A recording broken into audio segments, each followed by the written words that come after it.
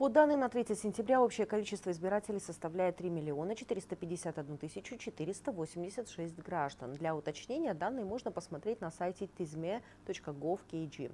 Списки также вывешены на избирательных участках. Отметим, по сравнению с последними выборами, которые прошли в 2015 году, в 2020 количество избирателей возросло на 667 746 граждан. Подробнее о подготовке к предстоящим выборам в Джугурку-Кенеш далее.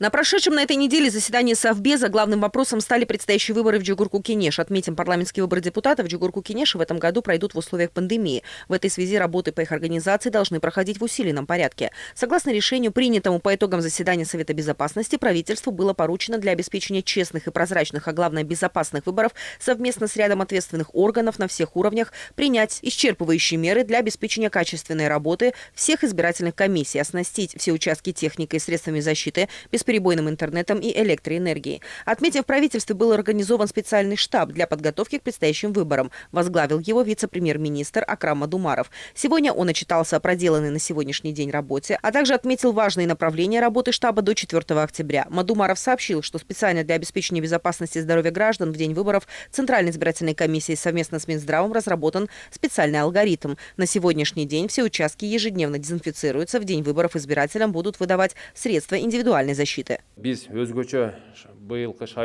По республике на сегодняшний день работают 2464 избирательных участка. За рубежом начали работать 44 участка. В этом году выборы проходят в условиях пандемии. Для сохранения безопасности и здоровья избирателей в день выборов Минздрав совместно с избирательной комиссией разработал алгоритм. 4 октября на участках гражданам будут выдавать индивидуальные средства защиты. Помимо этого, специалисты избиркома также полностью обеспечены масками и перчатками. На сегодняшний день во всех избирательных участках проводится ежедневная дезинфекция. Идет работа и по созданию условий для граждан с ограниченными возможностями здоровья, чтобы они смогли реализовать свои избирательные права. На участках идет установка пандусов и кнопок для вызова.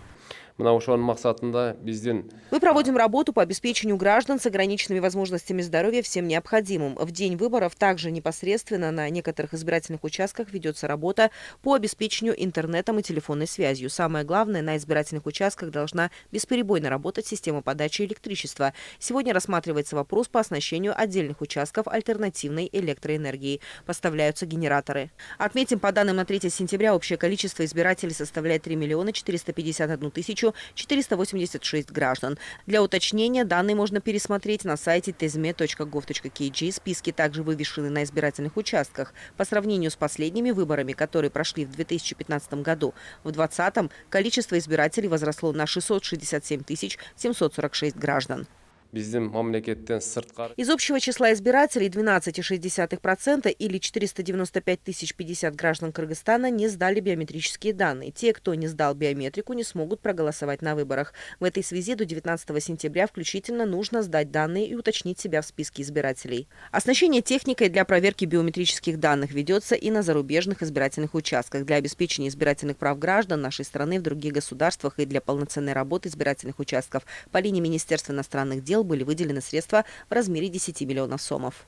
Министерству иностранных дел были предоставлены дополнительно 11 технических средств для проверки биометрических данных. Работа по подготовке зарубежных избирательных участков идет полным ходом. Также хотелось бы отметить, что Центральной избирательной комиссией нашей страны для проведения выборов выделены 7 722 900 сомов. Для предотвращения массовой прописки граждан в целях подкупа голосов правительством издан указ, согласно которому в случае уличения повальной регистрации специалистам регистрационной службы, сотрудниками местного самоуправления и системным администраторам Центральной избирательной комиссии будут направлены данные. Далее будут приняты соответствующие меры. Отметим, правительству поручено оказать ЦИК полное содействие в проведении выборов, обеспечить эпидемиологическую безопасность в день выборов, а также во время агитации.